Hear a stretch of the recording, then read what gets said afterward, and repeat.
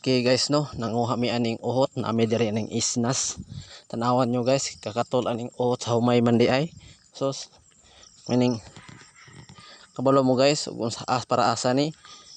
tirin dito ni sa Madalom. Nami aning sindangan, sentro sindangan na nasa dapit sa isnas. Amo ni siyang itambak dito sa tunay baboyan katong itom mga lapok. Among itambak ana ba otik mo ni siya guys nawa abi nyo guys og gamay ra ni nga kuan sako 40 taon ni daghanang sako. Kapin mo siguro ni 20 o kana guys nakita nyo na guys kanang tawhanang nang hikot anang sako. Kaila mo ana guys, makita ninyo na guys tutuki lang kung si kinsa nang naghikot anang kuan kanang sako tanawa muna guys kanang dapit sa mga guys sa galingan din na sa humay mo na siya diha mo agawas dayang iyang nang uhot sa humay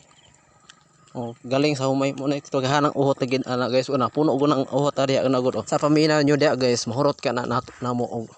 kuha diha no kamo pasultiyon diha mahurot ka na namo og kuha porte yung pagkadaghana og mahurot amo na guys na hindot na kayo og makuha na mo tanan kamo kakuha mo na tanan okay na karon guys pauli na mi ani tawag ko ba gangis patubil mi diri guys kaning kuan dire tubil na nasalayon ako murag walay problema ba bisang gikapoy hala ngisir nakana dire dagan na ning truck dire guys dagan na ning truck pauli na mo pauli na mi ani guys kani makita ninyo na guys ang driver na mo diha na mi anang padulong namin anang kalatunan tanhay din na diha na drive na siyang kulisos dire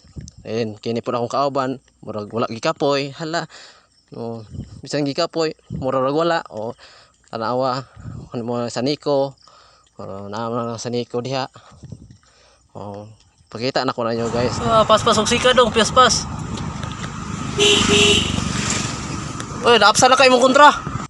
kanyang pauli na mi layo kaning Madalom padulong mi Madalom ni guys trabaho na mo padulong sa Madalom.